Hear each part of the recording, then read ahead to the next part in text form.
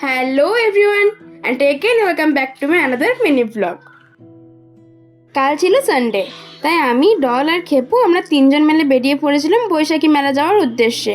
কিন্তু এত বড় লাইন দেখে তো আমি বললাম আর যেতে হয় না, চল বাড়ি চল।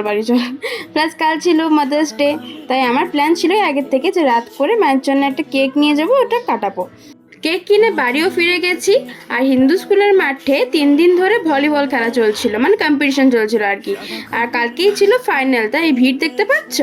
এই যে ওই কেকটা নিয়েছিলাম, তেমন কিছুই করিনি, জাস্ট একটা ছোট কেক এনে ওটাই কাট করালাম। তাতেই মা বলছে, তোরা এত কিছু কেন করলি, তোদের ভেগ বটে বাবা, এত কেন ভেগ ঝুড়েছিস। ভাবলাম কিছু না, এলাও গিফট আনিনি, কিছুই না, কেকটা শুধু কাটো।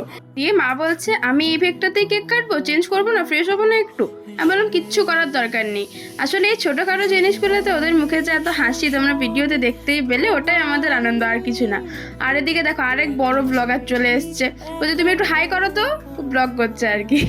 তো তোমরা ভিডিওটি দেখতে থাকো। আর তোমরা কে মাদার্স ডে সেলিব্রেট করলে সেটা কিন্তু অবশ্যই আমাকে কমেন্টে জানিও।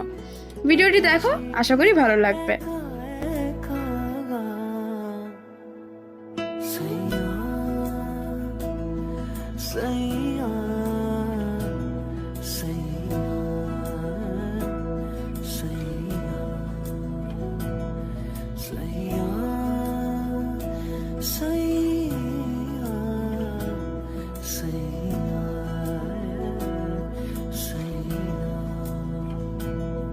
তারপর রাত্রেবেলায় করেছিলাম ডিম ভুজিয়া। মায়ের এটা ভীষণ ফেভারিট, তার জন্য এটা বানিয়েছিলাম আর কি। রাত্রেবেলায় ডিনারে ছিল ডিম ভুজিয়া, রুটি, মিষ্টি আর একটা করে ওই কোল্ড ড্রিঙ্কসের বোতল এনেছিলাম সবার জন্য। আর মা আমাদের ট্রিটটা দিল আজ সকালে ছোলা ভটোরা। তো আজকের মতো এতটাই, দেখা হচ্ছে নেক্সট ভিডিওতে।